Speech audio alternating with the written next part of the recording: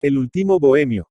No hace todavía 2 años que pasando por la carrera de San Jerónimo di con un amigo periodista, que me dijo al tiempo de saludarme, vaya usted por la calle de Sevilla y verá a Pelayo del Castillo acostado en la acera. Había oído hablar muchísimo de este personaje y tenía la cabeza llena de sus extravagancias y proezas tabernarias. Había visto en los teatros una pieza suya titulada El que nace para ochavo, no desprovista enteramente de gracia. No quise, pues, perder la ocasión de conocerle. A los pocos pasos encontré a Urbano González Serrano, conocido seguramente de todos mis lectores, y le invita a venir conmigo, lo que acepto con gusto. Ambos nos dirigimos al lugar que me habían designado, o sea, la acera de la calle de Sevilla colocada en el sitio de los recientes derribos, donde tumbado boca arriba, con la cabeza apoyada en una piedra y expuesto a los rigores del sol, vimos a un mendigo sucio y desarrapado. Como se nos había de ocurrir que aquel hombre fuese Pelayo del Castillo. Tenía la cabeza enteramente descubierta y llena de greñas, el rostro encendido, el cuerpo envuelto en un andrajo que parecía el residuo de una capa, los pies metidos en dos cosas asquerosas que en otro tiempo habían sido alpargatas. Todos nos volvíamos mirar a un lado y a otro explorando la calle en busca de nuestro literato, sin lograr hallarle. Al fin nuestros ojos se encontraron y le pregunté recelosamente designando al mendigo. ¿Será ese? Imposible, replicó Serrano. No obstante, en la frente de aquel hombre había algo que no suele verse en las de los braceros. Era una frente degradada, pero era una frente donde se había pensado. Insistí en que lo averiguásemos, y acercándonos a él, Serrano le sacudió levemente. Oiga es VD Pelayo del Castillo. El mendigo se incorporó lentamente y restregándose los ojos y abriéndolos con dificultad a causa de la gran irritación de los párpados, contestó malhumorado. No señor, yo no soy ese Pelayo del Castillo. Serrano se quedó un instante suspenso. Los dos comprendimos, sin embargo, que era él. ¿De veras no es Pelayo del Castillo? No señor. Después de comunicarnos en voz baja nuestra opinión contraria, sacamos cada cual una moneda del bolsillo. Tome No señor, repuso rechazándolas con la mano y el gesto, yo no puedo aceptar eso. Yo no les conozco a ustedes. Somos dos aficionados a las letras. Tome Con algún trabajo hicimos que al fin las aceptase. Levantando entonces la cabeza que tenía doblada sobre el pecho, nos pregunto. ¿A quién debo dar las gracias? Nuestros nombres no importan nada. Somos dos amigos de la literatura. Quede con Dios. Y nos alejamos apresuradamente mientras él repetía esforzando la voz. Gracias, caballeros. Yo quisiera saber. A los pocos pasos volví la cara. Estaba mirando las monedas. Al verle de aquella suerte, sentado en el suelo, cubierto de andrajos y la cabeza desnuda al sol, me sentí conmovido. ¿Será posible que ese desdichado sea un literato, que haya escuchado los aplausos del público y alternado con los hombres más distinguidos de España? Y en aquel instante se me ocurrió escribir algo acerca del estado en que se hallan los literatos y artistas en nuestra nación. Celebro no haberlo hecho, porque desde entonces hasta ahora se han modificado bastante mis opiniones en este asunto. Impresionado por el espectáculo que acababa de presenciar, no pude menos de dirigir en mente amargas recriminaciones a la patria que deja perecer de hambre a todo el que se dedica al cultivo de las letras y las artes y ensalza y pone sobre su cabeza a cualquier necio que se engolfa en la política sin más equipaje que su desvergüenza. Algo, y aun mucho de esto, es verdad, pero no es toda la verdad. Para resolver un problema es necesario examinarlo en todos sus aspectos. Primeramente, la nuestra, es una nación de 16 millones de habitantes. Por lo mismo, es absurdo pretender que el literato que vive del público, sea aquí remunerado como en Francia o Inglaterra, donde la población es más del doble. A más de ser el número de lectores menor en absoluto, lo es también relativamente. Si en Francia leen 10 por cada 100, en España no lee siquiera uno, entre otras razones, porque no saben, y es fuerza, por lo tanto, que este 1 o este medio por ciento eche sobre sus hombros la carga de alimentar a todos los que con razón o sin ella nos dedicamos a escribir para el público. Harto hace, a mi entender, con ayudarnos a vivir modestamente. No le pidamos hoteles, coches y alfombras como en Francia o Inglaterra porque no puede dárnoslos. Claro es que el número insignificante de lectores depende del atraso del país, del detestable gobierno que nos ha regido, nos rige y nos regirá, de la influencia venenosa de la política y de otras 1000 causas enumeradas a la continua en libros y en periódicos. Aquí está la parte de culpa de la nación, que realmente no es menuda. Más también los artistas y literatos ayudan con su conducta al estado miserable en que se hallan. En España se ha entendido hasta ahora que el poeta o el artista es un ser mitad humano mitad angélico a quien no sientan bien los deberes y hábitos exigidos a los demás hombres. Todo hombre debe trabajar para ganarse el sustento. Pues el literato no, todo hombre debe ser previsor y separar de lo que gana una parte para mañana, pues el literato está exento de tal carga. Pasar la vida holgando y tomar la pluma en los momentos de inspiración, que no suelen venir precisamente cuando se está ayuno, vender los productos del ingenio al primer editor usurero con quien se tropieza. Gastarse el dinero alegremente en un día y pasar el resto del mes viviendo del crédito, si es que lo hay. Tal ha sido hasta la fecha el proceder de la mayor parte de nuestros literatos. En algo se han de distinguir los seres inspirados de los que no lo son. Y si esta era la conducta de los grandes ingenios, de los hombres más eminentes, calculése cuál sería la de los adocenados, los que no pudiendo elevarse hasta ellos por la belleza de las obras imitan su vida exterior y hasta pretenden oscurecerla, y a veces lo consiguen, por medio de enormes extravagancias y atrocidades. Hubo una época en que la bohemia invadió toda la literatura. Para ser literato era preciso no solo ser un perdulario sino afectarlo. Vivir a la aventura, no pagar a la patrona, este era el artículo primero del Código Bohemio, dormir algunas veces al aire libre, rodar noche y día por los cafés, pedir dinero a todo el mundo con resolución de no devolverlo, ponerse las camisas y las botas de los amigos, dar mico al sastre, jugar, emborracharse, etcétera, etcétera. Los que tenían gracia solían emplearla en estas cosas y se hacían célebres.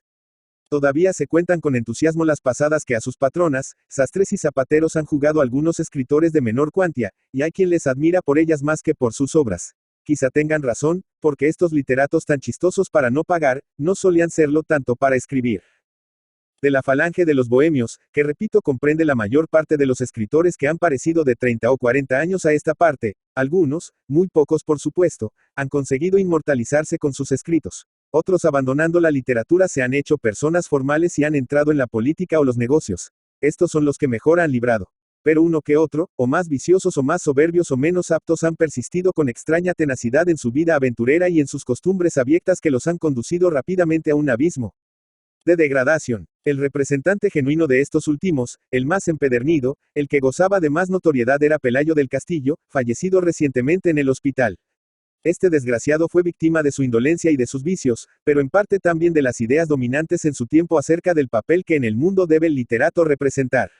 Si en vez de celebrarse como chistes los vicios, el desaseo, la desvergüenza y el desarreglo de las costumbres, se consideraran como graves y repugnantes defectos, ni este ni otros desdichados hubiesen llegado a tal extremo de miseria. Nada hay tan funesto como presentar al hombre un ideal que no esté de acuerdo con los preceptos de la virtud y halague al propio tiempo sus malas propensiones. Por fortuna el ideal ha desaparecido y sus representantes no tardarán en desaparecer. El literato ya no pide a la sociedad privilegios inmorales. Es un hombre que debe trabajar como los demás y sacar el mejor partido posible de sus productos. Si no puede vivir de la pluma, porque en España no existan todavía medios de remunerarle cumplidamente, debe alternar sus ocupaciones literarias con otras de diversa índole. Si puede vivir, aunque sea modestamente, debe trabajar diariamente como cualquier otro obrero. Claro es que no se le han de exigir las mismas horas de trabajo que a un covachuelista, porque el del escritor es más intenso, pero se marcará las que sin detrimento de la salud pueda llenar. La teoría de la inspiración es falsa y ridícula. La inspiración acude delante de las cuartillas y de los libros, no en las mesas de los cafés ni en las salas de juego. Cuando no gusta lo que se ha escrito, se rompe y se escribe de nuevo preparándose convenientemente con el estudio y la meditación. Pero no se van a buscar ideas a la ruleta. Hay ejemplos irrecusables que comprueban la verdad de lo que acabo de manifestar. El hombre más inspirado del siglo VI, Víctor Hugo, el inmortal autor de Las hojas de otoño, trabaja diariamente un número crecido de horas. Balzac, el coloso que rivaliza con él, trabajó más que nadie en el mundo.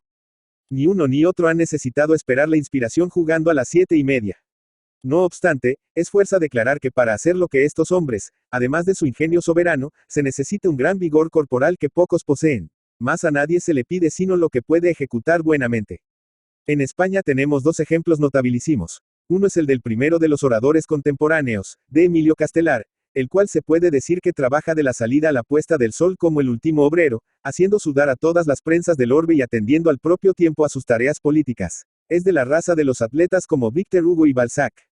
Otro es el ilustre novelista D. Benito Pérez Galdós, embebido noche y día en un intenso trabajo literario, aprovechando todos los momentos de la existencia para preparar y escribir sus obras inmortales.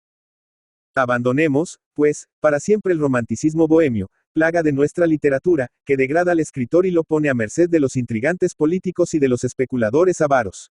El literato necesita independencia, un relativo bienestar y sosiego para entregarse a su trabajo, el cual de esta suerte se hace leve y ameno. Nada me aflige tanto como ver a un hombre ilustre y respetado en la República de las Letras, arrastrarse a los pies de cualquier político estolido en demanda de un destino o una pensión. Me parece que aún subsiste aquel doloroso estado del tiempo de Cervantes, en que los literatos eran los domésticos de los magnates. Aún peor hoy, pues que tienen que adular a los que han sido sus compañeros, a quienes han aventajado siempre en el talento, y que por dedicarse a la política, maltrechos quizá en la literatura, ocupan altas posiciones y otorgan mercedes. Pero si todavía es poco lisonjera la situación del escritor en España, en el horizonte se divisan ya señales de un nuevo y mejor estado. De algunos años a esta parte ha mejorado notablemente el aspecto económico de las letras. Ya los autores o poetas que abastecen el teatro, pueden vivir de sus obras, y dentro de algunos años tal vez los que escriben libros y artículos puedan hacer lo mismo.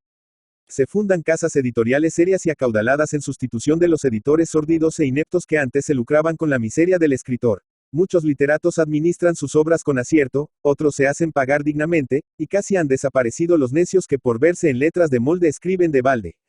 En este respecto, preciso es confesar que la población de España que más está haciendo para procurar independencia al literato, beneficiando sus obras con habilidad en la península, explotando los mercados de América para nosotros cerrados hasta ahora y arriesgando fuertes capitales en este negocio, es Barcelona. Siguiendo de tal suerte, y si Madrid no trabaja algo más en pro de las artes y las letras patrias, barrunto que pronto será Barcelona el centro intelectual de España. Armando Palacio Valdés. Armando Palacio Valdés, Entralgo, La Viana, Asturias, 4 de octubre de 1853, Madrid, 29 de enero de 1938, fue un escritor y crítico literario español, perteneciente al realismo del siglo XIX. Hijo de Silverio Palacio y Eduarda Valdés. Su padre era un abogado ovetense y su madre pertenece a una familia acomodada. Se educó en Avilés hasta 1865, en que se trasladó a Oviedo a vivir con su abuelo para estudiar el bachillerato, lo que entonces se hacía en el mismo edificio de la universidad. Por entonces leyó en su biblioteca la Ilíada, que le impresionó fuertemente y abrió su interés por la literatura y la mitología. Tras ello se inclinó por otras de historia. Por entonces formó parte de un grupo de jóvenes intelectuales mayores que el de los cuales se consagraron a la literatura Leopoldo Alas y Tomás Tuero, con los que entabló una especial amistad. Tras lograr su título de bachiller en artes en 1870, decidió seguir la carrera de leyes en Madrid, que concluyó en 1874. Perteneció a la tertulia del Billis Club junto con otros escritores asturianos. Dirigió la Revista Europea, donde publicó artículos que luego reunió en Semblanzas Literarias. También hay buenos retratos literarios en los oradores del Ateneo y en el Nuevo Viaje al Parnaso, donde desfilan conferenciantes, ateneístas, novelistas y poetas de la época. Escribió también como crítico, en colaboración con Leopoldo Alas, la literatura en 1881. Se casó 2 veces. Su primera esposa, Luisa Maximina Prendes, falleció en 1885 después de solo 1 año y medio de matrimonio. Se casó en 1899 en segundas nupcias con Manuela Vega y Gil, que le sobrevivió. Al morir José María de Pereda en 1906, ocupó el sillón vacante en la Real Academia Española. Marta y María por Favila en Avilés. Se dio a conocer como novelista con El señorito Octavio, 1881, pero ganó la celebridad con Marta y María, 1883, ambientada en la ciudad ficticia de Nieva, que en realidad representa a Avilés. En esta época de su evolución literaria suele ambientar sus novelas en Asturias.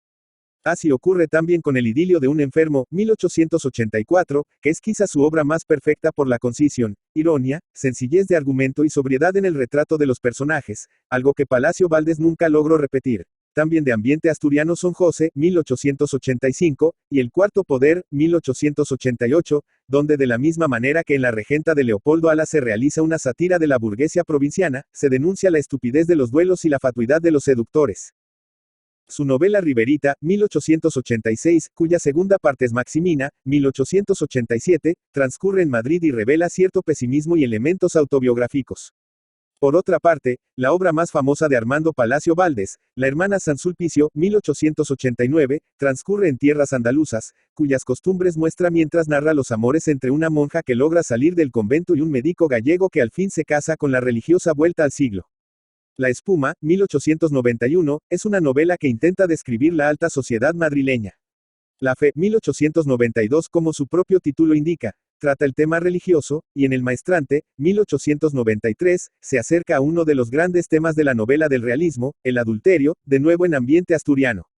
Andalucía surge de nuevo en Los majos de Cádiz, 1896, y las costumbres valencianas en La alegría del capitán Ribot, 1899. Entre todas sus obras, Palacio Valdés prefiere a Tristano el pesimismo, 1906, cuyo protagonista encarna el tipo humano que fracasa por el negativo concepto que tiene de la humanidad. La aldea perdida, 1903, es como una égloga novelada acerca de la industria minera y quiere ser una demostración de que el progreso industrial causa grandes daños morales. El narrador se distancia demasiado de su tema añorando con una retórica güera y declamatoria una Arcadia perdida y retratando rústicos como heroes homéricos y otorgando nombres de dioses clásicos aldeanos. Es una manera sumamente superficial de tratar la industrialización de Asturias. A Palacio Valdés se le daba mejor la descripción de la ciudad que de la vida rural. Los papeles del Dr. Angelico, 1911, es una recopilación de cuentos, pensamientos filosóficos y relatos inconexos, aunque muy interesantes. En años de juventud del Dr. Angelico, 1918, cuenta la dispersa historia de un médico, casas de huéspedes, amores con la mujer de un general, etc. Es autobiográfica la novela de un novelista, 1921, pero además se trata de una de sus obras maestras, con episodios donde hace gala de una gran ironía y un formidable sentido del humor. Otras novelas suyas son La hija de Natalia, 1924, Santa Rogelia, 1926, Los Cármenes de Granada, 1927, y Sinfonía Pastoral, 1931. Hizo 2 colecciones más de Cuentos en el pájaro en la nieve y otros cuentos, 1925, y Cuentos escogidos, 1923. Recogió algunos artículos de prensa breves en Aguas Fuertes, 1884. Sobre la política femenina escribió el ensayo histórico El gobierno de las mujeres, 1931, y sobre la Primera Guerra Mundial en La guerra injusta, donde se declara aliadófilo y se muestra muy cercano a la generación del 98 en su ataque contra el atraso y la injusticia social de la España de principios del siglo XX. En 1929 publicó su Testamento literario, en el que expone numerosos puntos de vista sobre filosofía, estética, sociedad, etc., con recuerdos y anécdotas de la vida literaria en la época que conoció. Durante la Guerra Civil lo encontramos en Madrid pasando frío, hambre, enfermo. Los hermanos Álvarez Quintero lo atendían con los escasos víveres que podían reunir.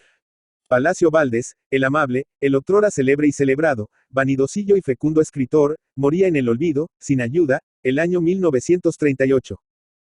Póstumo es el álbum de un viejo, 1940, que es la segunda parte de la novela de un novelista y que lleva un prólogo del autor a una colección de 50 artículos.